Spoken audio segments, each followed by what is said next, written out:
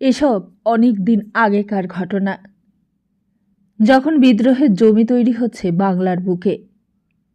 সমস্ত তরুণ সমাজ স্বাধীনতার দিকে অন্ধভাবে ছুটে চলেছে।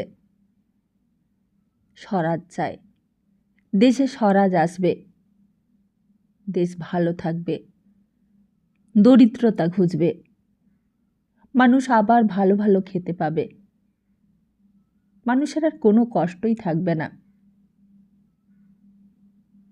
এক অলীক স্বপ্ন, সবার চোখে তখন এক অলীক স্বপ্ন। কিন্তু সেই স্বপ্নের ছায়া কিরণের মার চোখে পড়েনি। তার মনে শুধু একটাই প্রশ্ন। সে এক অভাগিনী মা, স্বামীহারা, পুত্রহারা নারী। তার কাছে স্বরাজের কোনো মূল্য নেই। স্বরাজ এলে দেশের কি সুবিধে হবে কিংবা তার নিজের কি সুবিধে হবে তা নিয়ে তার কোনো মাথা ব্যথা নেই। দীপঙ্কর অনেক করে বুঝিয়েছে। সত্যি কি তিনি বুঝেছেন? সত্যি কি স্বরাজ এলে তার কোনো সুবিধে হবে? আজ এতদিন পর স্বরাজ আসার পরে দেশের কি কোনো বিশেষ পরিবর্তন হয়েছে? জানি না। এই প্রশ্ন আপনাদের কাছেও। আসুন শুরু করি আজকের পর্ব। নমস্কার, আমরা শুনছি বিমল মিত্রের লেখা উপন্যাস কুড়ি দিয়ে কিনলাম।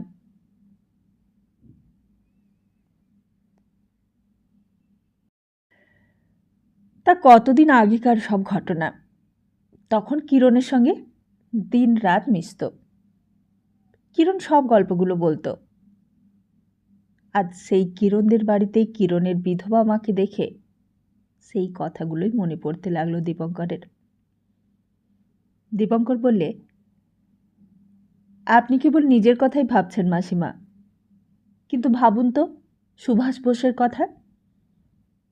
মাসিমা বললেন, তাদের কথা ছেড়ে দাও বাবা, স্বরাজ হলে যদি কিছু হয় তাঁদেরই হবে, তারাই বড় বড় চাকরি পাবেন। তখন আমার গরিব ছেলের কথা কে আর ভাববে বলো? ভাববে মাসিমা, ভাববে, আমি বলছি ভাববে। তখন এই দেশি লোকেরাই তো রাজ্য চালাবে। দেশি লোকেরা তো আর সাহেবদের মতন এমন নেমো খারামি করবে না। কে জানে বাবা, আমার যা কপাল, তাতে কিছু বিশ্বাস করতে ভরসা হয় না। খানিক পরেই দীপঙ্কর উঠল। মাসিমা বললে, তোমার মা হয়তো ভাবছে তুমি মিছিমিছি এখানে দেরি করলে এতক্ষণ। দীপঙ্কর বললে, আমি আসবো মাসিমা মাঝে মাঝে, আপনি দরকার হলেই আমাকে ডেকে পাঠাবেন। মাসিমা বললে, দরকার তো হয়ই মাঝে মাঝে, কিন্তু আমাকে ডাকেন না কেন? টাকার দরকার হলে আমাকে বলবেন, লজ্জা করবেন না যেন। টাকার কথা নয় বাবা, কত রকমের যে লোক আসে আজকাল, কত সব কথা জিজ্ঞেস করে। কিরণ বাড়িতে আসে কি না, কিরণ কোনো চিঠি দিয়ে কি না, এইসব। আমার বড় ভয় করে বাবা। তারপর হঠাৎ থেমে বললে, আজকে আবার একটা কাণ্ড হয়েছে, এই তোমাকে দেখাচ্ছি। বলে কিরণের মা ঘরের ভেতর থেকে একটা প্যাকেট নিয়ে এলো। দীপঙ্করের হাতে দিয়ে বললে, এই দেখো, একজন লোক এসে আজ আবার এইটে রেখে গেছে, বলেছে কিরণ এলে তাকে দিতে। প্যাকেটের দড়িটা খুলে দীপঙ্কর দেখলে কয়েকটা বই, মোটা মোটা ইংরেজি সব বই, বোমা বারুদ গুলি তৈরি করবার বই। একখানা বই অরবিন্দ ভবানী মন্দির, আর একখানা বারিন ঘোষের মুক্তিকোণ পথে, আর সঙ্গে এক গাদা ছাপানো কাগজ হ্যান্ডবিল। নিচে লেখা রয়েছে স্বাধীন ভারত সিরাজ। দীপঙ্কর হ্যারিকেনের আলোর কাছে এসে হ্যান্ডবিলটা পড়তে লাগল। যার আমাদের বলে থাকেন, ঈশ্বরই আমাকে রাশিয়ার সম্রাট করে পাঠিয়েছেন। তোমরা আমার সিংহাসনকে ঈশ্বরের সিংহাসন মনে করে প্রণাম করবে। আমাকে বিরক্ত করতে তোমরা আমার কাছে এসো না। আমি সবসময়ই তোমাদের কথা ভাবি। আমার কোনো পরামর্শের দরকার নেই, কারণ ঈশ্বর আমাকে পূর্ণ জ্ঞান দিয়েছেন। আমি তোমাদের মধ্যেই রয়েছি, এতেই তোমাদের গর্ববোধ করা উচিত এবং আমার ইচ্ছাকে আইন বলে মেনে নেওয়া উচিত। আমরা জারের এই কথা বিশ্বাস করেছি। তিনি যা বলেছেন তাই মেনে নিয়েছি। কিন্তু তার ফল কি হয়েছে? আপিসের ফাইলের পাহাড় গরিবদের স্বার্থকে জলাঞ্জলি দিচ্ছে। সরকারি কর্মচারীরা সামনের মন্ত্রীদের আর সেক্রেটারিদের পায়ের ধুলো নেয়, আর পেছনে নির্বিকারভাবে চুরি করে। চুরির প্রাধান্য এত বেড়েছে যে যে যত বড় চোর সে তত বড় সম্মানিত লোক। আপিসে চাকরি প্রার্থীদের যোগ্যতা বিচারের কোনো বালাই নেই। আস্তাবলের সহিস হয়েছে প্রেস সেন্সর। সম্রাটের চাটুকার এক অপদার্থ হয়েছে অ্যাডমিরাল। আর আমরা রাশিয়ানরা কি করছি? আমরা পরম নিশ্চিন্তে ঘুমোচ্ছি। বুক ফাটা কান্নায় চাষি তার জমাবন্দির আদায়ের টাকা দাখিল করছে। যার সম্পত্তি আছে সে বন্ধক দিচ্ছে। লোকে সরকারি কর্মচারীদের ঘুষের দাবি মেটাচ্ছে বাধ্য হয়ে। সম্রাটের প্রমোদ ভ্রমণের জন্য লাখ লাখ টাকা নষ্ট হতে দেখেছি, কিন্তু তারপরেই নিশ্চিন্তে তাস খেলেছি। সিনেমার স্টার কিংবা গানের আসরের গায়িকাদের সুরের সমালোচনা করেছি। শয়তানদের সামনে মাথা নিচু করেছি। আর যেই সব কাজ নিয়ে পঞ্চমুখ হচ্ছি সেই কাজই নিজেরা করবার জন্য কাড়াকাড়ি শুরু করে দিয়েছি। এর মধ্যে যখন কেউ মাথা উঁচু করে দাঁড়ায়, দেশের জন্য সংগ্রাম করতে আরম্ভ করে, আমরা বলি লোকটা কি আহম্মক। এত সবের মধ্যেও আমাদের একটা সান্ত্বনা ছিল যে বিশ্বের দরবারে রাশিয়া শক্তিশালী দেশ বলে পরিগণিত। ইংরেজরা যখন ফ্রান্সের ষড়যন্ত্রকারী সম্রাট এবং বিশ্বাসঘাতক অস্ট্রিয়ার সাহায্যে পশ্চিম ইউরোপকে আমাদের বিরুদ্ধে দাঁড় করিয়ে দিল, তখনও আমরা হেসে উড়িয়ে দিয়েছি। বলেছি, যারা আমাদের দেশ রক্ষার ব্যবস্থা করেছেন, আমাদের পরোয়া কিসের? নির্ভীক চিত্তে আমরা যুদ্ধে গিয়েছি, কিন্তু রাশিয়ার দর্প চূর্ণ করে আমাদের সেই যুদ্ধে পালিয়ে যাওয়া ছাড়া আর কোনো উপায় ছিল না। হাজারে হাজারে আমরা প্রাণ দিয়েছি।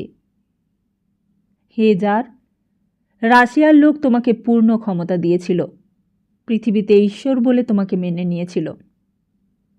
কিন্তু তুমি কি করেছ? সত্যকে তুমি খুন করেছ। রাশিয়া, জাগো।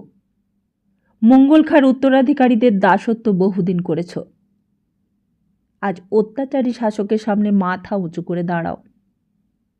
জাতির এই দুর্দশার জন্য তার কাছে কৈফিয়ত দাবি করো।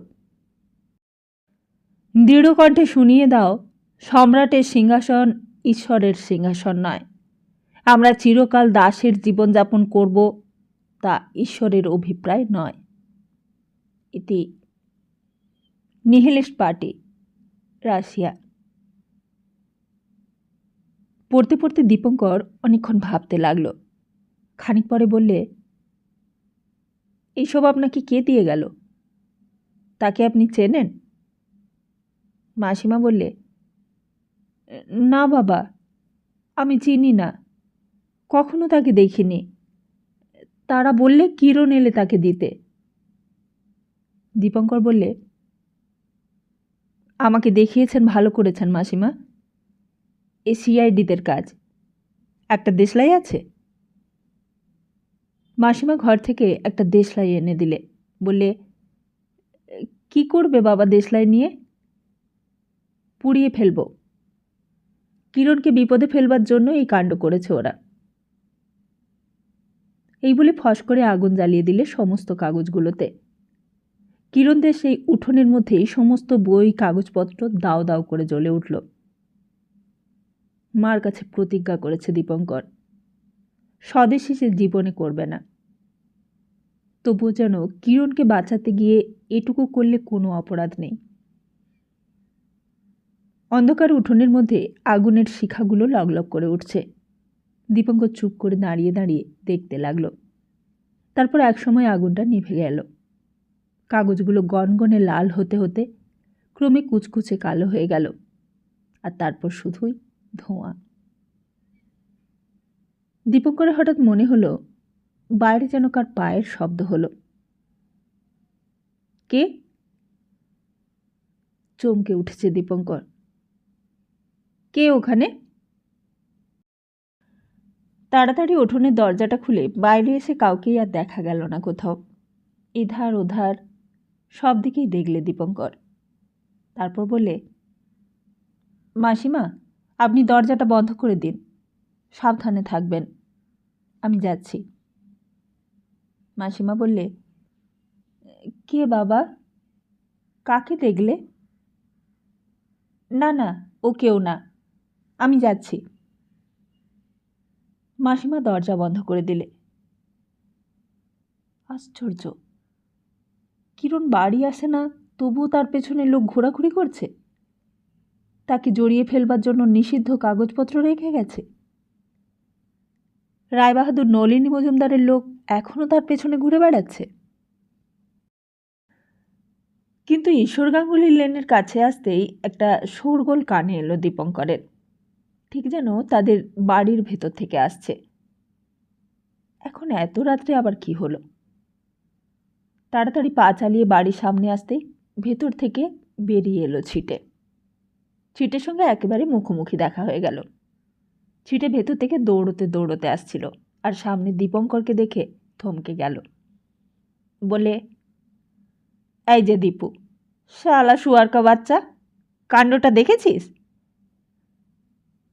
ছিটের মূর্তির দিকে চেয়ে দীপঙ্করও ভয় পেয়ে গেল। একেবারে ঘেমে নিয়ে উঠেছে, দরদর করে ঘাম ঝরছে সারা শরীরে। হাতে একটা লাঠি, চুলগুলো এলোমেলো, যেন মারমুখো হয়ে কোথায় যাচ্ছে, কার সঙ্গে মারামারি লাগিয়ে দিয়েছে এখন। দীপঙ্কর জিজ্ঞেস করলে, কি হয়েছে? ছিটে বললে, আমি ভালো মানুষ আছি তো আছি, আমি চাকর হয়ে তোমার পা চাঁটব, কিন্তু রাগলে আমি কারণ নই। শালা শুয়ার কি বাচ্চা, হারামজাদ কি ভেড়ুয়া, আমার মেয়ে মানুষের গায়ে হাত তোলা? আমার গায়ে হাত তুলে আমি কিছুই বলবো না, কিন্তু আমার মেয়ে মানুষের গায়ে হাত? এত বড় আস্পর্ধা শালার! শালা জানে না আমি কে। দীপঙ্কর তখনও কিছু বুঝতে পারছিল না। বললে, তা কি হয়েছে বলো না, কি হয়েছে? ভেতর থেকে হঠাৎই আর্তনাদ উঠল, মেয়ে মানুষের গলার আওয়াজ, যেন ভীষণ ঝগড়া চলছে ভেতরে, যেন কেউ কাউকে মারছে। অনেক মেয়ে মানুষের গলার আওয়াজ একসঙ্গে কানে এলো। বাড়িতে এত মেয়ে মানুষ কোথা থেকে ঢুকে পড়ল? ছিটে আর দাঁড়ালো না, লাঠি ঘোরাতে ঘোরাতে পাগলের মতন আবার বাড়ির ভেতর ঢুকে পড়ল। তোর বাবার আমি খাই শালা, তোর বাবার পড়ি? শালা, আমার মেয়ে মানুষের ইজ্জত নষ্ট করবি তুই? বেরিয়ে আয়, বেরিয়ে আয় শালা, দেখি তোর কাটা মুন্ডু। দীপঙ্করও সঙ্গে সঙ্গে ঢুকে পড়ল। চুন্নুনির ঘরের সামনে আরও দুজন মেয়ে মানুষ, তারাও চিৎকার করছে গলা ছেড়ে। এরা কারা? এরাই কি লক্কা আর লোটন? বেশ সাজা গোজা চেহারা। একজনকে তো সেই দিন দেখেছিল কালীঘাট বাজারে, বস্তিতে। লোটন। ছিটিকে দেখে ফোঁটা আবার বেরিয়ে এলো, তারও হাতে একটা চেলা কাঠ। বলছে, আয় চলে আয়, চলে আয়, বাপের বেটা হোস তো সামনাসামনি লড়ে যাবি, চলে আয়। ছিটেও বলা নেই কওয়া নেই হঠাৎ ঝাঁপিয়ে পড়ল ফোঁটার ওপর। আর একটু হলেই একটা রক্তারক্তি কাণ্ড বাধ্য। কিন্তু দীপঙ্কর দৌড়ে সামনে গিয়ে দুইজনের মধ্যে দাঁড়িয়ে গেছে। বললে, কি করছো কি তোমরা? মারামারি করবে নাকি? কিন্তু কথা শেষ হবার আগেই ফোঁটার চেলা কাঠটা সোজা একেবারে দীপঙ্করের মাথার উপর এসে পড়েছে, আর সঙ্গে সঙ্গে যন্ত্রণায় দীপঙ্করের মাথাটা যেন ফেটে চৌচির হয়ে গেল। মনে হলো যেন অনেকগুলো মানুষের আর্ত চিৎকার কানে এলো, আর তারপর সেই আওয়াজ যেন আর শোনা গেল না। যেন মা দৌড়ে কাছে এলো, যেন অঘোর দাদুর গলাও শোনা গেল একটু। মুখ পোড়া বলে যেন অঘোর দাদু কাকে গালাগালি দিচ্ছে। আর তারপর কোথা দিয়ে যে সব কি হয়ে গেল, মাথাটাই বেশি লাগেনি তাই রক্ষে। সারাদিন পরিশ্রমের পর একটু লাগতেই দীপঙ্কর পড়ে গিয়েছিল।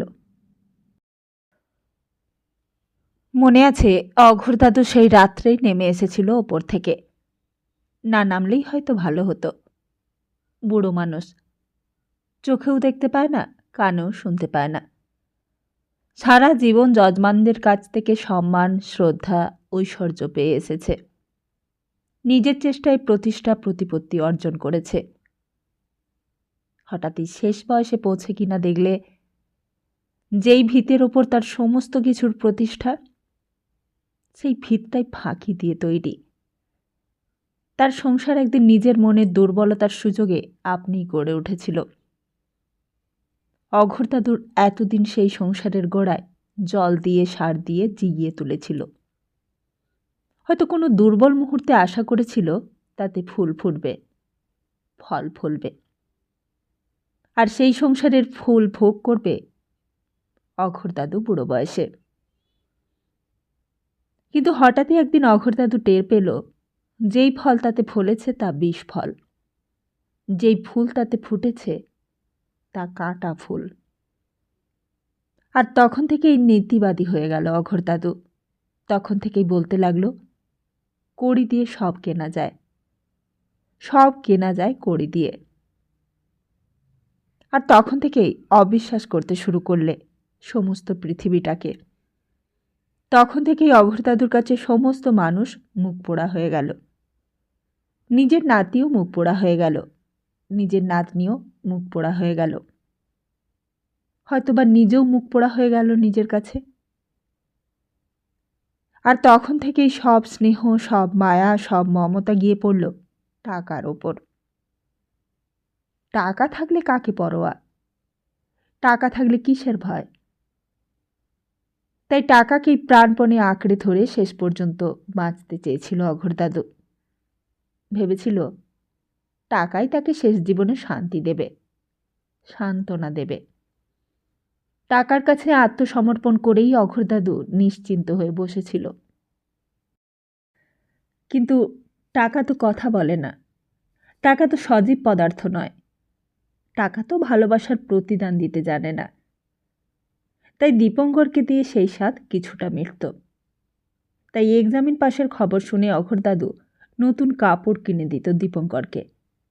চাকরি হওয়ার খবর শুনে আনন্দ হতো। মাঝে মাঝে ভালোবাসার চিহ্নস্বরূপ পচা বাতাসা কিংবা সন্দেশও উপহার দিত।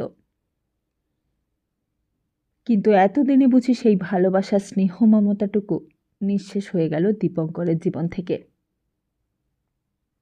কিরণদের বাড়ির সামনে থেকে ফেরবার সময়েও দীপঙ্কর এই কথা কল্পনা করতে পারেনি। জ্বর হয়েছিল বুঝি দুপুরবেলা থেকেই। দীপঙ্কর তখন আপিসে। চুন্নুনির কদিন থেকেই শরীর খারাপ ছিল। উঠোনের কোণে তার নিজের ঘরটার ভেতর শুয়ে ধুঁকছিল কয়দিন ধরে। আজ একটু বাড়াবাড়ি হয়েছিল। দুপুরবেলা ঘরে গিয়ে ঢুকে চুন্নুনির কপালে হাত দিয়ে দেখেছিল কপালটা যেন পুড়ে যাচ্ছে। মা জিজ্ঞেস করেছিল, কিছু খাবে বাছা? কিছু খেতে ইচ্ছে করছে তোমার? চুন্নুনি বলেছিল, তোমার দীপু কোথায় দিদি? মা বলেছিল, কেন, দীপু কি করবে? দীপু তো আপিসে। আমি আর বাঁচব না দিদি। বালাই ষাট, তুমি কেন মরবে? জর্জারি কি কারোর হয় না? তারপর একটু থেমে মা আবার জিজ্ঞেস করেছিল, তোমার মেয়েদের খবর দেব? ডাকবো মেয়েদের? চুন্নুনি ঘাড় নেড়েছিল। যে মেয়েরা বাজারে গিয়ে উঠেছে তাদের ওপর চুন্নুনির কোনো টানই ছিল না কোনোদিন। নিজের কলঙ্কিত জীবনের ছোঁয়াচ থেকে মেয়েদের বাঁচাতে পারেনি বলে চুন্নুনির যে ক্ষোভ ছিল তা বুঝি এতদিন পর স্পষ্ট করে ধরা গিয়েছিল। সেজন্যই বুঝি এতদিন আকাশ বাতাসকে লক্ষ্য করে তার অশ্রাব্য গালাগালির ঠেলায় কানে আঙুল দিতে হয়েছে। তাই বুঝি রোগশয্যায় শুয়েও চুন্নুনি মেয়েদের নাম শুনে তেলে বেগুনে জ্বলে উঠল। বললে, সে মুখ পুরীদের নাম করো না দিদি। মা বলেছিল, তবু তো তোমার মেয়ে বাছা, নিজের পেটের মেয়ে। নিজের পেটের মেয়ে বলেই চুন্নুনি তাদের গালি দিতে পারত আগেকার মতন। স্বাস্থ্য ভালো থাকলে আবার আগেকার মতো চেঁচিয়েও পাড়ামাত করে দিত। কিন্তু সেসব কিছুই করলেন না চুন্নুনি। বিছানার তলায় হাত দিয়ে একটা হার বার করলে, সোনার বিছে হার, হয়তো যৌবনকালে অঘোর দাদুরি দেওয়া। বললে, এই হারটা তোমার দীপুকে দিও দিদি। এ কি, এ কি বলছো তুমি চুন্নুনি? মা একেবারে যেন 7 হাত পিছিয়ে এসেছে। বললে, তুমি দীপুকে হার দিতে যাবে কেন বাছা? না না, তুমি ভালো হয়ে যাবে, দেখো ঠিক ভালো হয়ে যাবে। ও হার তুমি রেখে দাও। তারপর দুপুরবেলায় চুন্নুনিকে সাবু বার্লি করে দিয়েছে মা। একদিন চুন্নুনির দাপট ছিল, বয়স ছিল। একদিন চুন্নুনি এই সংসারের গৃহিণী ছিল। দীপঙ্করের মা যখন প্রথম বিধবা হয়ে ছেলে কোলে করে এই বাড়িতে এসেছিল, সেদিনের কথাও মনে পড়ল। এই মানুষের পরিণতি। সেই দিন চুন্নুনি দাপটে ভাড়াটেরা টিকতে পারত না। চুন্নুনিকে সেদিন খোসামত করে চলতে হয়েছে সকলকে। অঘোরদা তো সেদিন চুন্নুনির কথায় উঠেছে আর বসেছে। আর তারপর আস্তে আস্তে চুন্নুনির দিন গেল, দাপট গেল, বয়স গেল। চোখে ছানি পড়ল। লকা লোটন তার আগেই হয়েছিল। তাদেরও একদিন বয়স হলো। তারপর একদিন তারাও চলে গেল বাজারে। দীপঙ্করের মা কাজ করতে করতে আরেকবার গিয়ে দেখে এলো ঘরের ভেতর।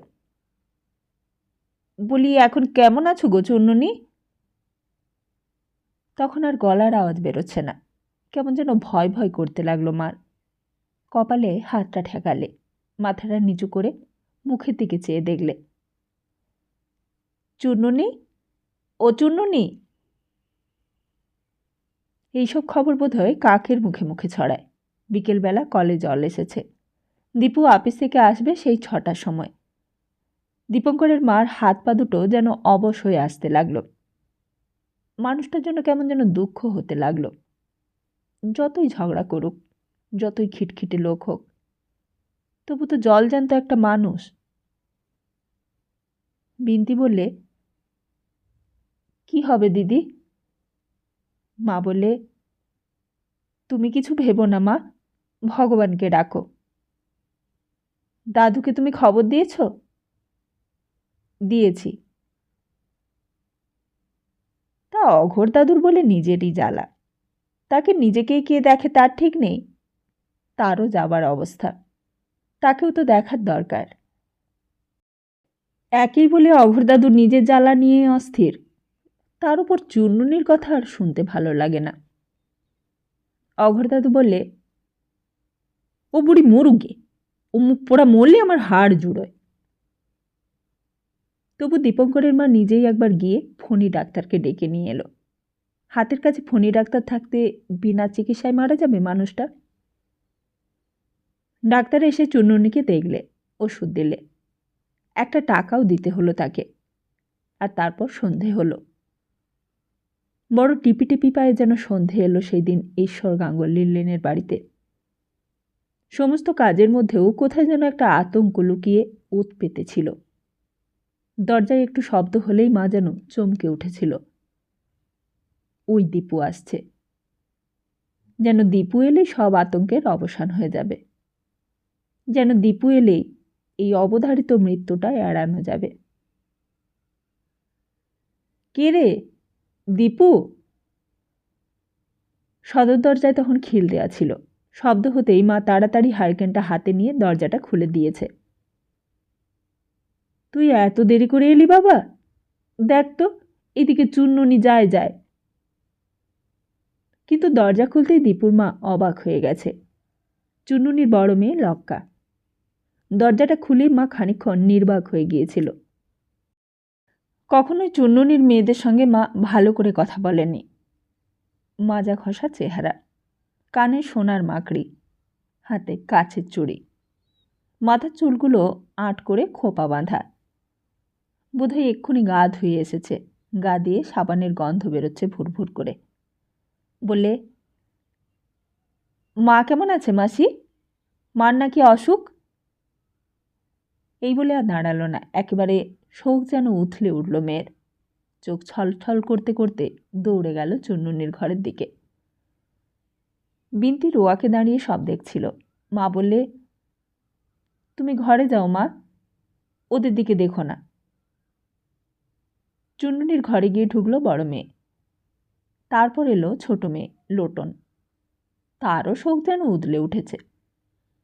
মাকে একটা পয়সা দিয়ে কখনো সাহায্য করেনি মেয়েরা। কখনো একটা ভালো মন্দ জিনিস হাতে করে এনে মাকে দিয়ে বলেনি, মা তুমি এটা খাও। আজ সেই মেয়েদের কাণ্ড দেখে হাসি এলো। এটাই তো পৃথিবী গো। বাপ বলো, মেয়ে বলো, পুত বলো, কেউ কারণ নয়। এখন এসেছে মাকে দেখতে। আর হঠাৎ ফোঁটাও এলো, সেও খবর পেয়েছে, সঙ্গে ফণি ডাক্তার। দীপুর মা বললে, আমি তো ডাক্তারবাবুকে ডেকেছিলুম, তুমি আবার ডেকে আনতে গেলে কেন? ফোঁটার বড় আঠা, বললে, তা হোক দিদি, আমার কর্তব্য আমি করেছি, বাঁচা মরা তো ভগবানের হাতে। তা সকালবেলাতেই ফণি ডাক্তার এসেছিল, আর একবার এলো ফোঁটার সঙ্গে, আবার একটা টাকা পেলে। তা কি ডাক্তার দেখলে তা কে জানে, নাড়ি ঠিকই আছে। ওষুধ সকালেই দিয়ে গিয়েছিল, আবার ওষুধ দিলে। চুন্নুনি তক্তপোষের পাশে বসলো খানিকক্ষণ। লকা লোটন দুইজনে তক্তপোষের দুই ধারে দাঁড়িয়েছিল। হঠাৎ ছিটে ঢুকলো আরেকজন ডাক্তার নিয়ে, নোটে ডাক্তার। সবাই অবাক হয়ে গেছে। ফোঁটা বললে, আবার কেন ডাক্তার আনলি দাদা? ছিটে বললে, বেশ করেছি এনেছি। তুই কি ভেবেছিস তুই আগে ডাক্তার এনে জিতে যাবি? তার মানে? ফোঁটাও বুক চিতিয়ে উঠে দাঁড়ালো। ফণি ডাক্তার আর নোটে ডাক্তার দুইজনে দুজনের মুখের দিকে চেয়ে অবাক হয়ে গেছে। এমন রোগী দেখতে তারা কখনো কোনো বাড়ি যায়নি।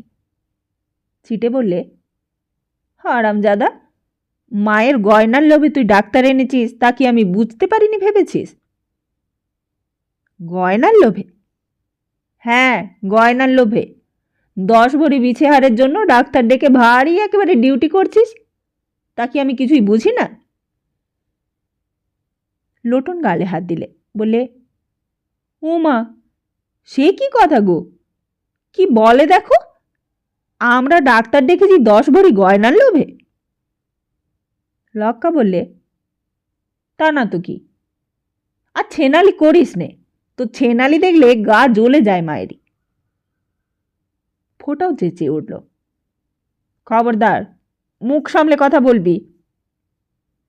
ছিটেও এগিয়ে গেল। কি, আমার মেয়ে মানুষকে শাসাচ্ছিস? তোর মেয়ে মানুষকে চুপ করতে বল ছিটে, সাবধান করে দিচ্ছি এখনো। লক্কাও হাউমাউ করে উঠল, বললে, ও মা গো, কোথায় যাব গো, আমাকে খুন করে ফেলতে আসছে যে গো। তা সে এক তুমুল চিৎকার শুরু হলো চুন্নুনির ঘরের ভেতর। ফণি ডাক্তার আর নোটে ডাক্তার হাত গুটিয়ে কাণ্ড দেখছে। চুন্নুনি তখন কথা বলবারই অবস্থা নয়, ফ্যাল করে চেয়ে রইল উদ্দেশ্যহীনভাবে। আর ওইদিকে তখন দুই সহোদর ভাই আর সহোদর বণিক কুৎসিত ঝগড়া আরম্ভ করে দিয়েছে। বেরো, বেরো শালা এখান থেকে, বেরিয়ে যা। কেন রে শালা বেরিয়ে যাব? আমার বাড়ি, আমি আলবাদ বসে থাকবো এখানে, তোর শালার কি রে? আবার গালাগালি দিচ্ছিস? খবরদার বলছি, মেরে খুন করে ফেলবো। তবে রে, যত বড় মুখ নয় তত বড় কথা। হঠাৎ লোটন চিৎকার করে উঠল, ওগো, মেরে ফেললে গো আমায়, মেরে ফেললে। লক্কাও কম যায় না, সেও চেঁচাতে জানে। বললে, ওগো কি সর্বনাশ হলো গো আমাদের। আর ফোঁটা হাতের কাছ থেকে একটা চেলাকাঠ তুলে নিয়ে তেড়ে এসেছিল ছিটের দিকে। বলে, দাঁড়া দেখাচ্ছি তোকে, তোর বাপের নাম ভুলিয়ে দেব একেবারে। ফণি ডাক্তার আর নোটে ডাক্তার তখন প্রাণের ভয়ে ঘর ছেড়ে বাইরে বেরিয়ে এসেছে। লক্কালোটনে চুলের মুঠি ধরে টেনে ধরলে। বললে, আরামজাদি ছেনালি, তোর মতলব আমি খুব বুঝেছি, তোর পেটে এমন বুদ্ধি। ছিটে হাতের কাছে আর কিছু না পেয়ে একেবারে বাইরে বেরিয়ে এলো। চিৎকার করতে লাগলো, আমি কালীঘাটের গুন্ডা, আমাকে তুমি চেনো না শালা, আমি তোকে খুন করে গঙ্গায় কুচি কুচি করে কুটে কুটে ফেলে দেব, তবে আমার নাম ছিটে ভট্টাচার্য। এই বলে একেবারে বাইরে সদর দরজার দিকে এগিয়ে যাচ্ছিল, যেন সাগরেদদের ডাকতে যাচ্ছিল। আর সেইখানেই দীপঙ্করের সঙ্গে দেখা। দুই ভাই এরোর মুখোমুখি দাঁড়িয়ে একটা কথা বলতে গিয়ে যত গণ্ডগোল বেঁধেছিল সেই দিন। ফোঁটা চেলাকাঠটা এসে ঠিক মাথার উপরেই পড়ল, আর দীপঙ্করের মা বোধহয় দূর থেকে সব দেখছিল। এতক্ষণে তার মুখ দিয়েও একটা আর্তনাদ বেরিয়ে এলো, মা গো। আর সেইটুকু কানে গিয়েছিল দীপঙ্করের। তারপর একটু জল মাথায় দিতে জ্ঞান ফিরে এসেছিল। ডাক্তার দুজন সেখানেই ছিল, সেখান থেকে উঠিয়ে সবাই ধরাধরি করে নিয়ে এসেছিল সেই দিন। কিন্তু বেশিক্ষণ নয়, খানিক পরে ওপর থেকে বুড়ো মানুষটার চিৎকার শুনে হাঁপাতে হাঁপাতে দৌড়ে এসেছে। মুখ পোড়ারা আবার এসেছে জ্বালাতে। মুখ পোড়াদের মুখে খ্যাংরা মারি। কোথায় গেল মুখ পোড়ারা? কোন চুলোয় গেল তারা? অন্ধ মানুষ সেই অন্ধকার রাত্রে সিঁড়ি দিয়ে নামতে নামতে গালাগালি দিচ্ছিল, হারামজাদা, আবার এই বাড়িতে এসেছ? মুখ পোড়াদের বের করে দেব বাড়ি থেকে। হারামজাদা মুখ পোড়া কোথাকার, কোথায় গেল মুখ পোড়ারা? আর নামতে নামতেই হঠাৎ এক কাণ্ড ঘটে গেল। বিরাট ভারী লম্বা চওড়া দশাশয় শরীরটা। আর বুঝি ভার সইতে পারলে না, বোধহয় হোঁচট খেল অঘোর দাদু। আর তারপর একেবারে গড়াতে গড়াতে এসে পড়ল উঠোনে। তখনও মুখ দিয়ে বেরোচ্ছে, মুখ পোড়াদের আমি। জীবনের পথ অত সহজ নয়, অত সরল গতি নয়। জীবন উপন্যাসও নয়, সে নিজের পথেই চলে। তার একটা বাঁধা নিজস্ব পথ আছে, তার নিয়মকানুনও আছে। জীবনের পথ চলার আইন জীবনেরই নিজস্ব আইন। আর সেই পথ ধরেই দীপঙ্করের রথ এতদিন চলে এসেছে। সেদিন সেই কথাই বারবার মনে হয়েছিল দীপঙ্করের। পরের দিন সকাল পর্যন্ত অঘোর দাদুর জ্ঞান ফেরেনি। মনে আছে, বুড়ো সকালবেলা একবার চোখ খুলেছিল, তাও খানিকক্ষণের জন্য। দীপঙ্করের মা মুখে একটু জল দিয়েছিল, মাথাটা নিচু করে জিজ্ঞেস করেছিল, আর একটু জল দেব বাবা? বুড়ো মানুষটা যতদিন শক্ত সমর্থ ছিল ততদিন কারোর টু শব্দ করবার সাহসটুকু পর্যন্ত হয়নি। কিন্তু সেই দিন ছিটে ফোঁটা যেন বাড়িতে এসে গেড়ে বসল। নিচের উঠোনের সামনে ঘরের দাওয়ার ওপর এসে বসে রইল ছিটে ফোঁটা। সকাল থেকে রান্নাবান্না কিছুই হয়নি। চুনুনিরও শেষ অবস্থা, অঘোর দাদুরও তাই। একা মাকেই সব দিক সামলাতে হচ্ছে। বিন্তি সেই যে ঘরে ঢুকেছে, আর বাইরে বেরোতে সাহস হচ্ছে না তার। মা নিয়ে আসতে ছিটে ধরলে, দিদি চাবিটা কার কাছে? কিসের চাবি বাবা? ছিটে যেন ধমকে উঠল, বললে, কিসের চাবি জানো না? সিন্দুকের। আবার কিসের? দীপঙ্করেরও কানে গেল কথাটা। অবাক হয়ে গেল কথাটা শুনে। এখনো যে অঘোর দাদু মরেনি, এখনো যে বেঁচে আছে বুড়ো মানুষটা, এক্ষুনি এরা চাবি চায় সিন্দুকের। মা বললে, দেখছো তো বাবা, বুড়ো মানুষটার এখনো শ্বাস উঠছে, তোমাদের নিজেদের দাদু হয়ে এই কথা বলতে পারছো? তা বুড়ো মরতে এত দেরি করছে কেন? সমস্ত রাত মার যে কি কষ্ট গেছে। রাত্রে খাওয়া হয়নি, ঘুম হয়নি। কোথায় ডাক্তার, কোথায় পথ্য, কোথায় ওষুধ। একটা মানুষ আর কত দিকে দেখবে। বাড়িটা যেন হাট হয়ে উঠেছে। চুন্ননির মেয়ে দুটো বাড়ি ছেড়ে নড়তে চায় না।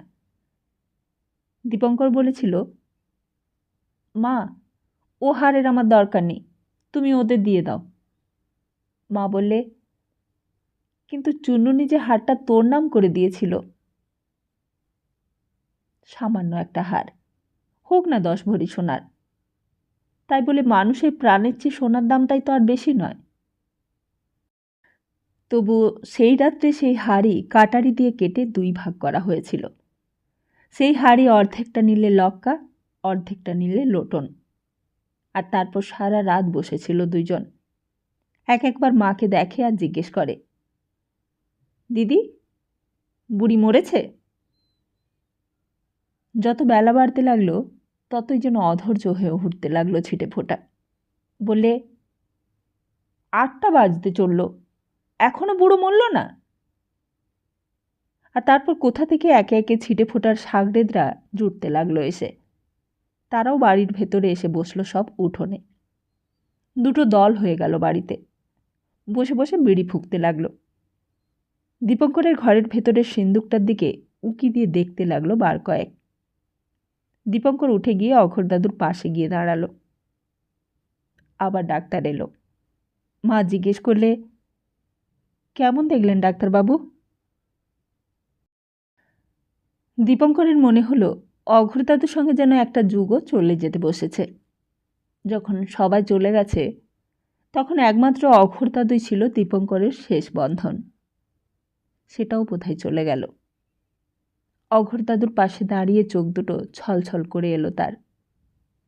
আর কেউই রইল না, কেউই আর রইল না। মৃত্যুর মুখোমুখি দাঁড়িয়ে দীপঙ্করের যেন বড় কষ্ট হতে লাগলো। অনেক কথা মনে পড়তে লাগলো। এই তো শেষ, এটাই তো শেষ পরিণতি। অঘোর দাদুর সেই তেজ কোথায় গেল? সেই দাপট কোথায় গেল? কার জন্য এতদিন এত ঐশ্বর্য জমিয়ে এসেছে? কার জন্য এতদিন টাকা কড়ি, গয়না বাসন, সন্দেশ জমিয়ে জমিয়ে পচিয়েছে? কে খাবে এইসব? কার ভোগে লাগবে? টাকা দিয়ে কি সব হয়? সব কেনা যায় কড়ি দিয়ে?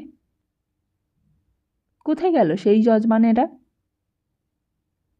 কার ভরসায় এতদিন ছিল অঘোর দাদু? কোথায় তারা? দীপঙ্কর খুঁটিয়ে খুঁটিয়ে দেখতে লাগলো মুখখানার দিকে। কয়েকদিন কামানো হয়নি দাড়ি। খোঁচা খোঁচা দাড়ি বেরিয়েছে সারা মুখে। ঠোঁট দুটো একটু ফাঁক হয়ে রয়েছে, ভেতরে দাঁত নেই, ফোগলা মুখ। মনে হলো অঘোর দাদু যেন হাসছে। আবার মনে হলো হাসছে না, কাঁদছে। হাসি কান্না কিছুই বোঝা যায় না। বড় অদ্ভুত করুণ হয়েছে মুখখানা। যেন চোখের পাতা দুটো একটু জড়ানো, যেন ঠোঁটটা একটু চমকে উঠল কোণের দিকে। কিন্তু না, আর নড়ছে না। দীপঙ্করের মনে হলো একবার জিজ্ঞেস করে, এখন কেমন লাগছে অঘোর দাদু? মরবার আগে মানুষের কি মনে হয়, কেমন অনুভূতি হয়, তা যেন অঘোর দাদুর কাছ থেকে জেনে নিলে ভালো হতো। খুব কি যন্ত্রণা হয়? খুব কি কষ্ট হয়? মরবার আগে কি মানুষ বুঝতে পারে যে তার জীবনের পালা শেষ হলো? বুঝতে পারে যে এতদিনের পৃথিবীটাকে ফেলে যেতে হচ্ছে? এইবার ডাক্তার উঠে দাঁড়ালো। মা মুখের দিকে চাইলে, একটা আশার কথাও বোধহয় শুনতে চাইলে। বলে, কেমন দেখলেন ডাক্তারবাবু? দীপঙ্করও উদ্গ্রীব হয়ে চেয়ে রইল ডাক্তারবাবুর দিকে। হঠাৎ ছিটে ফোটার দল একেবারে হুড়মুড় করে উঠে এসেছে। তারা বোধহয় আর অপেক্ষা করতে পারেনি। ফোঁটা বললে, কি হলো, মরল? এ কথার আর কে উত্তর দেবে। ছিটে বললে, সারা রাত খাওয়া নেই দাওয়া নেই, শালা বুড়ো তো জ্বালালে খুব। ফোঁটা আর দাঁড়ালে না, অঘোরদাদুর ঘরের দিকে এগিয়ে গেল। দলের লোকেরাও সঙ্গে গেছে। ছিটের দলের লোকেরাও পেছপা নয়। ঘরটা খোলাই ছিল। অন্যদিন হলে অঘোরদাদু লাঠি উঁচিয়ে আসত, মুখ পোড়া বলে গালাগালি দিত। আজ আর কেউ বাধা দিলে না। ছিটে ফোটার দল তছনছ করে ফেললে সমস্ত জিনিসপত্র। কোথায় ছিল পচা সন্দেশ, কোথায় ছিল ময়লা কম্বল বালিশ, সব উল্টে পাল্টে সে এক তাণ্ডব কাণ্ড শুরু করে দিলে। দীপঙ্কর রেগে হয়তো কিছু বলতে যাচ্ছিল। মানুষটা এখনো মরেনি, এর মধ্যেই লোকটাকে গলা টিপে মেরে ফেলতে চায় নাকি? কিন্তু মা ইশারা করে বারণ করলেন, বললে, তুই কিছু বলিস নে, ওদের জিনিস ওরা যা খুশি করুক। আর তারপর হয়তো চাবির গোছাটা পেয়ে গেল। সেই চাবির গোছাটা নিয়ে হুড়মুড় করে আবার নিচে নেমে গেল সবাই। তারপর গিয়ে ঢুকলো দীপঙ্করের ঘরে, যেই ঘরে সিন্দুকটা ছিল। দীপঙ্কর ওপর থেকে সব কাণ্ড দেখছে। বললে, মা, ওরা যে সব আমাদের ঘরে ঢুকে পড়ল। মা বললে, ঢুকুক। আর তারপর সিন্দুক ভাঙার পালা। দুম দাম শব্দ হতে লাগলো হাতুড়ির। তালা খুলতে পারেনি বলে হাতুড়ি শাবল ছেনি যা পেয়েছে তাই দিয়েই ঘা দিচ্ছে। কোথা থেকে যে এত লোক এলো আর কোথা থেকে যে কী সব হলো কিছুই যেন কল্পনা করা গেল না। হৈ হৈ শব্দ করে চিৎকার করছে। সিন্ধুকের মধ্যে কি আছে কেউ জানে না। অনেক দিন ধরেই অপেক্ষা করছে তারা। অনেক অপমান অনেক গঞ্জনা পেয়ে এসেছে অঘোরদাদুর কাছে। আজ যেন এতদিন পর তার প্রতিশোধ নিচ্ছে। দীপঙ্করের সারা বুকটা যেন শিরশির করে উঠল। এই সংসারের মায়া দয়া ভালোবাসার কি কোনো মূল্য নেই? অঘোরদাদু কি জানতো এমন হবে একদিন? অঘোরদাদু কি কল্পনা করতে পেরেছিল এইসব ঘটনার? অঘোরদাদুর মুখের দিকে আবার খানিকক্ষণ চেয়ে দেখল দীপঙ্কর। অঘোরদাদুর মুখে কোনো বিকার নেই, যেন সমস্ত পার্থিব সুখ দুঃখের ঊর্ধ্বে উঠে গেছে অঘোরদাদু। মা পাশেই বসে আছে, মুখখানার দিকে এক দৃষ্টি চেয়ে স্থির হয়ে অন্তিম মুহূর্তের জন্য প্রতীক্ষা করছে। নিচের উঠোনে লক্কা লোটন আবার এসে হাজির হয়েছে। এইবার সেজে গুজে এসেছে দুইজনে। হাড়ের ভাগাভাগি হয়ে গেছে। এখন আর তেমন ঝগড়া নেই। পান খেয়ে মুখ লাল করেছে। দীপঙ্কর আবার ডাকলে, মা। মা ছেলের মুখের দিকে মুখ তুলে চাইলে। ওরা যে আমাদের ঘরে সব কিছু নষ্ট করে দিচ্ছে মা, আমি যাব? মা গম্ভীর গলায় বললে, না। তারপর হঠাৎই যেন নিচের থেকে একটা শোরগোল উঠল খুব জোরে। সবাই চিৎকার করে উঠল পাড়া কাঁপিয়ে। আশেপাশের বাড়ির কিছু লোক তখন ঢুকে পড়েছে বাড়ির উঠোনে। আজ এই বাড়িতে রান্না নেই, খাওয়া নেই। একদিকে উন্মত্ত মানুষের কোলাহল, লুকোনো সম্পদের জন্য হুড়োহুড়ি, যে সম্পদ মাথার ঘাম পায়ে ফেলে কাউকে উপার্জন করতে হয়নি, যেই সম্পদ ঠাকুরের নাম করে দিনের পর দিন সঞ্চয় করেছে, যে সম্পদ ঈশ্বরকে ঠকিয়ে একজন কৃপণ আহরণ করেছে ভোগের উপকরণ হিসেবে। আর একদিকে মৃত্যু, ধীর স্থির গম্ভীর অবধারিত মৃত্যু। দীপঙ্করের মনে হলো যেন সমস্ত পৃথিবীটা একেবারে উলঙ্গ হয়ে উঠল তার চোখের সামনে। শুধু ছিটে ফোটাই নয়, ওই যারা নিচের উঠোনে ভিড় করে আছে, ওরা সব কেজি দাসবাবু, ঘোষাল সাহেব, অনন্তরাও ভাবে, এই লক্কা লোটন, এদের সঙ্গে মিস মাইকেলেরও যেন কোনো পার্থক্য নেই। 19-এর বি ঈশ্বর গাঙ্গুলি লেন যেন এটা নয়। এটাই যেন আসল পৃথিবী। দীপঙ্করের দেখা অদেখা গোটা পৃথিবীটাই যেন মূর্তি গ্রহণ করেছে। মৃত্যুর ওপর কোনো শ্রদ্ধাই নেই যেন ওদের। ওরা হাসছে, কথা বলছে, পান খাচ্ছে। ছিটে বিড়ি খাচ্ছিল আর তদারক করছিল।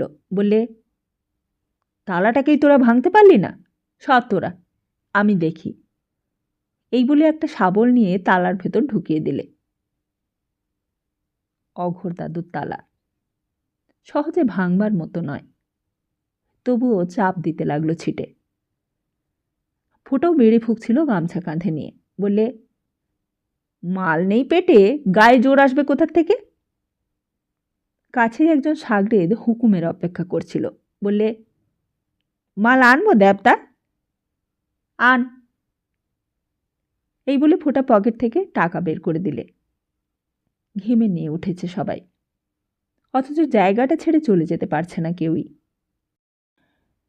অনেক দিনের সিন্দুক, অনেক দিনের লোভ এই সিন্দুকটার ওপর। সে কি আজকের কথা? অঘোর দাদুর এতটুকু স্নেহ মমতা পায়নি এরা। বয়স বাড়বার সঙ্গে সঙ্গে বিষ নজরে পড়ে গেছে। আর তারপর থেকেই রাস্তায় ঘুরে তবলা বাজিয়ে আর নিতান্তই বুদ্ধির জোরে নিজেদের জায়গা করে নিতে হয়েছে সংসারে। জেলে গেছে, হাজতে গেছে, একেবারে সমাজের ডাস্টবিনে গিয়ে আশ্রয় নিতে হয়েছে তাদের। তবু তাদের নিজের জগতে তারা মাথা উঁচু করে দাঁড়িয়ে আছে। এতদিন কালীঘাটের বস্তিতে কাটিয়েছে, এবার এইখানে এসে উঠবে। উঠে অনেক টাকার মালিক হবে। লক্কালোটনকে নিয়ে সমাজের মধ্যে বাস করবে। তাই বোতলটা হাতে ফোঁটা প্রাণ ভরে মুখের উপর উপুর করে নিলে। সাগরেদ পাশেই দাঁড়িয়েছিল। বললে, একটু প্যাসার দেন দেবতা।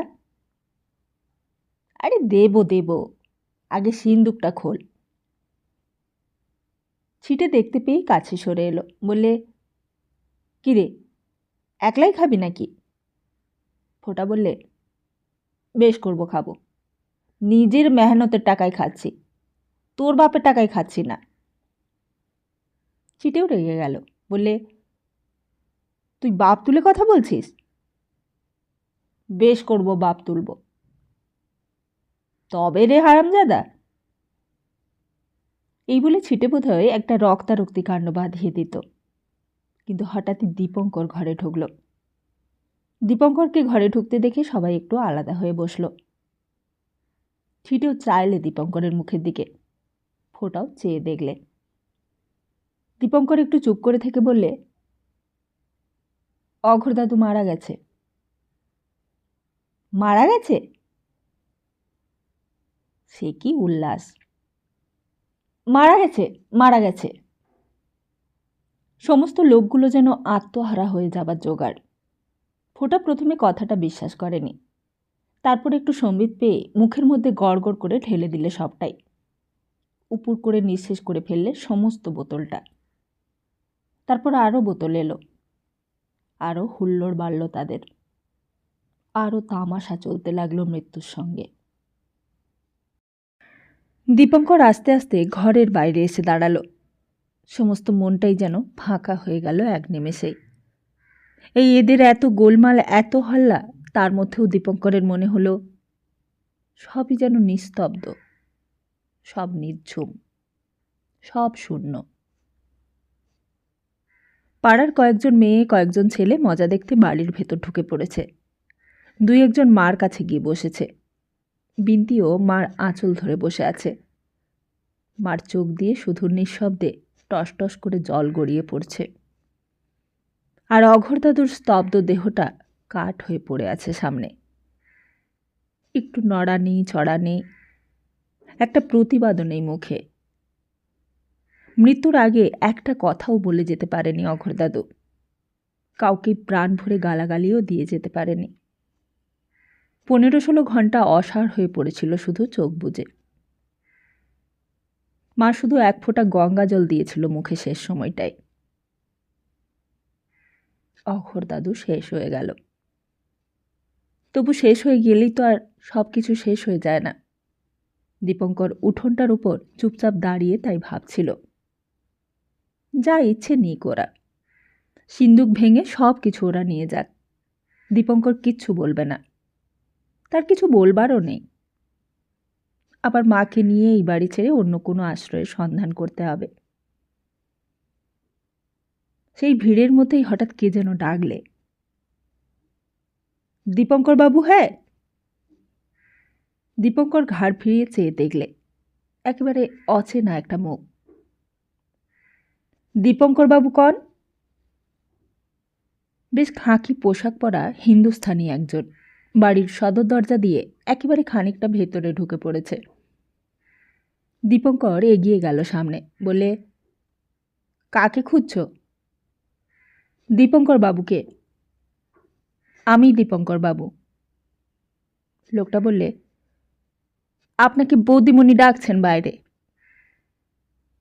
কে বৌদিমণি? লোকটা বললে, বাইরের গাড়িতে বসে আছেন। বাইরে কোথায়? দীপঙ্কর লোকটার সঙ্গে বাইরে এলো। এই রাস্তায় গাড়ি ঢোকে না। দুপা হেঁটে গেলেই নেপাল ভট্টাচার্য স্ট্রিটে চওড়া রাস্তা। রাস্তাটার ওপর একটা বিরাট গাড়ি দাঁড়িয়ে, বাদামি রং। দীপঙ্করের কেমন যেন সন্দেহ হলো। হঠাৎই বুকটা ছ্যাঁত করে উঠল। যেন চেনা মুখ একটা গাড়ির ভেতর বসে আছে। তাড়াতাড়ি কাছে যেতেই অবাক হয়ে গেছে দীপঙ্কর। সতী, তুমি? বেশ সিঁথির ওপর টকটক করছে সিঁদুর। আরও যেন ফর্সা দেখাচ্ছে সতীকে, আরও যেন মোটা হয়ে গেছে, আরও যেন সুন্দর হয়ে গেছে। কিন্তু সতীও দীপঙ্করকে দেখে কম অবাক হয়নি। বললে, ও কি, তোমার মাথায় কি হলো? দীপঙ্কর বললে, ও কিছু না, কালকে মাথায় চোট লেগেছিল। কিন্তু তুমি হঠাৎ কি মনে করে?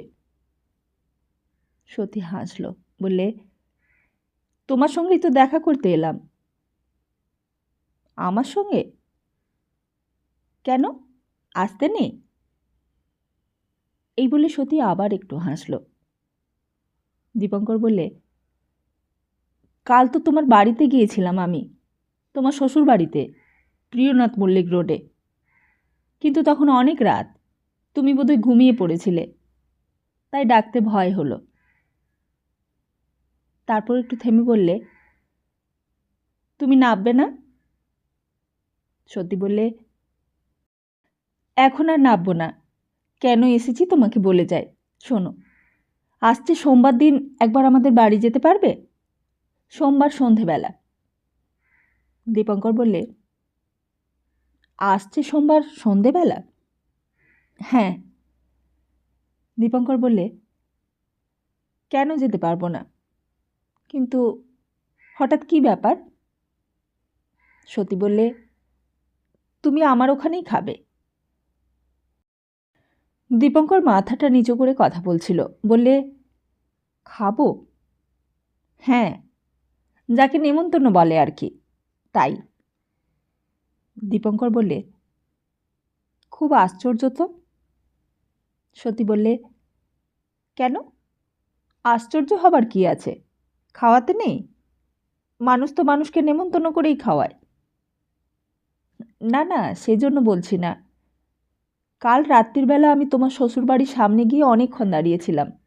তোমার সঙ্গে দেখা করবার অনেক চেষ্টা করেছিলুম, অথচ আজ তুমিই এসে গেলে। তা ডাকলে না কেন? আমি তো বাড়িতেই ছিলুম। দীপঙ্কর বললে, খুব ভয় করতে লাগলো আমার। ভাবলাম বড়লোকের বাড়ি ঢুকবো, আর শেষে যদি কেউ কিছু বলে।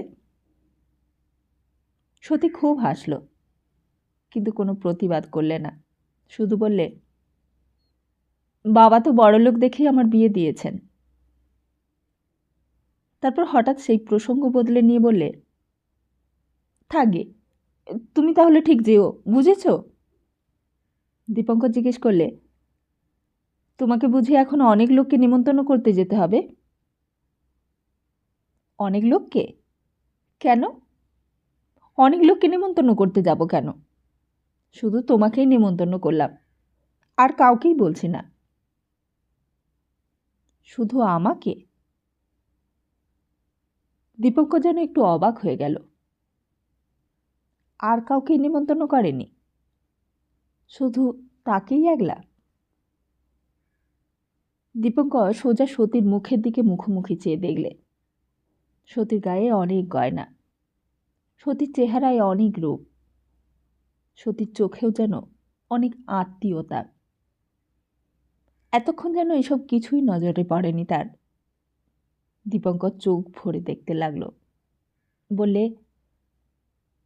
এত লোক থাকতে বেছে বেছে শুধু একলা আমাকেই যে নেমন্তন্ন করলে? সতী বললে, করলুমই বা, করতে নেই? তারপর গলাটা একটু নামিয়ে বলে, যাবে তো? বড় করুণ শোনালো সতীর গলার স্বরটা।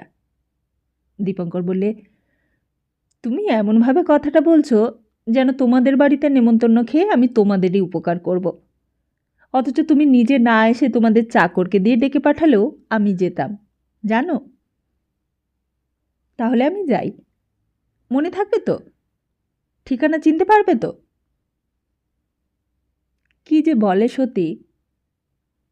সতী তো জানেই না আপিসে কাজ করতে করতে রাস্তায় ট্রামে চলতে চলতেও কতবার সতীর কথা ভেবেছে। বাড়ি আসবার পথে কতবার ওই প্রিয়নাথ মল্লিক রোডটার দিকে চেয়ে দেখেছে। ড্রাইভার গাড়িতে স্টার্ট দিতে যাচ্ছিল।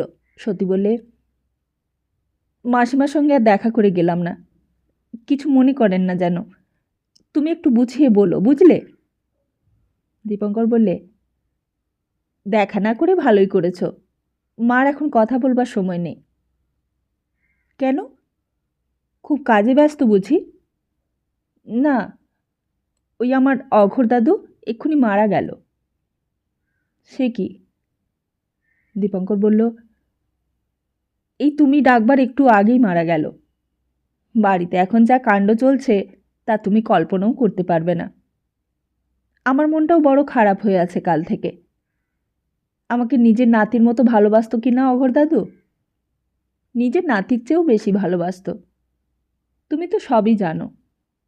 সংসারে আমার মা ছাড়া নিজের বলতে আর তো কেউই রইল না।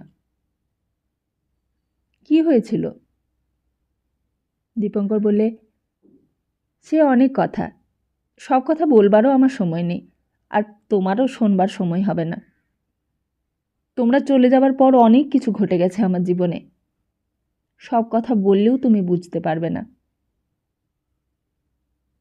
তাহলে আর তোমার সময় নষ্ট করব না।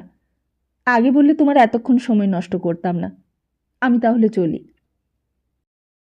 হ্যাঁ, সেসব শুনে তোমার কাজ নেই। তাহলে সোমবার, মনে থাকে যেন। আমি কিন্তু অপেক্ষা করব। সতীর গাড়িটা চলে গেল একটা মৃদু শব্দ করে। কি আশ্চর্য! দীপঙ্করের মনে হলো, এমন আশ্চর্য ঘটনাও ঘটে সংসারে। এই কটা বছর কতবার যার কথা মনে পড়েছে, সেই সতী এমন করে আসবে আবার তারই খোঁজে। এমনও সংসারে ঘটে তাহলে? অনেক কথাই তো জিজ্ঞেস করার ছিল, অনেক প্রশ্নই তো জমেছিল দীপঙ্করের মনে, কিন্তু কিছুই তো জিজ্ঞেস করা হলো না। তাকে নেমন্তন্ন করে গেল সতী। দীপুবাবু, দেবতা আপনাকে ডাকছে। দীপঙ্কর হঠাৎ পেছন ফিরল, দেখলে ফোঁটারই এক সাগরেদ। এতক্ষণ পর রাস্তাটা শেষ প্রান্ত পর্যন্ত চেয়ে দেখলে সতীর গাড়িটার কোনো চিহ্ন নেই কোথাও। তারপর আস্তে আস্তে বাড়ির ভেতর ঢুকল। রীতিমতো উৎসব শুরু হয়ে গেছে সেইখানে। তাদের ঘরের ভেতরে তখনও অনেকের ভিড়, ছিটে ফোঁটা সবাই আছে। সিন্দুকটার তালা ভাঙা, ভেতরের জিনিসপত্র সব বার করেছে। রূপোর বাসন, সোনার মোহর, টাকা পয়সা, আনি দোয়ানি, নানান জিনিসের স্তূপ। দুভাগে চুলচেরা ভাগ হচ্ছে। ফোঁটা দেখতে পেয়েই বললে, কী রে দীপু, কোথায় গিয়েছিলি? আমি ভাবলাম বুঝি পালালি। ওদিককার খবর কি? ফোঁটার এক হাতে গ্লাস, ছিটেরও তাই। ঘরের চারিদিকে চেয়ে দীপঙ্করের রাগ হয়ে গেল। এটা তাদের শোবার ঘর, এখানেই তার মা শয়। তার মার কাঠের ক্যাশ বাক্সটাও রয়েছে। এই সিন্দুকের ওপরেই মাথা ঠেকিয়ে রোজ মা প্রণাম করে। মার কাছে এই সিন্দুকটাই তো লক্ষ্মী। এরা সমস্ত কিছু নোংরা করে দিয়েছে, সমস্ত অশুচি অপবিত্র করে দিয়েছে। দীপঙ্কর আস্তে আস্তে মার কাছে গিয়ে দাঁড়ালো। সমস্ত রাত মা অঘোর দাদুর পাশেই বসে আছে ঠায়, মিনিটের জন্য উঠে যায়নি কোথাও। অঘোর দাদু চিত হয়ে শুয়ে আছে, ধীর স্থির মূর্তি। বিন্তিও পাশে বসে আছে মার কাজ ঘেঁষে। দীপঙ্কর কাছে গিয়ে দাঁড়াতে মুখ তুলে চাইলে, বললে, আজকে আর আপিসে যেও না তুমি, তোমাকেই তো সব করতে হবে। দীপঙ্কর বললে, আমি তাহলে একটা টেলিফোন করে দিয়ে আসি মা সাহেবকে। তাই দাও। কাছেই শ্মশান। কেওড়াতলা শ্মশান থেকে দীপঙ্কর আপিসে টেলিফোন করে দিলে। রবিনসন সাহেব জিজ্ঞেস করলে, হোয়াটস রং উইথ ইউ? কী হয়েছে তোমার? দীপঙ্কর বললে, আমার গ্র্যান্ডফাদার মারা গেছে। সাহেব বললে, কিন্তু তুমি যে বলেছিলে তোমার মাদার ছাড়া আর কেউ নেই। এ আমার নিজের গ্র্যান্ডফাদার নয় স্যার, কিন্তু নিজের গ্র্যান্ডফাদারের চেয়েও আপন, আমার আপনজন, আপনের চেয়েও আপনজন। সাহেব আবার জিজ্ঞেস করলে, কবে আপিসে আসতে পারবে? দীপঙ্কর বললে, সোমবার। সাহেব জিজ্ঞেস করলে, ডেফিনেটলি সোমবার? হ্যাঁ স্যার। সতীদের বাড়িতে সোমবার সন্ধেবেলা যেতে হবে, সেদিনেই আপিসে যাবে, আপিস থেকে ফেরার সময়।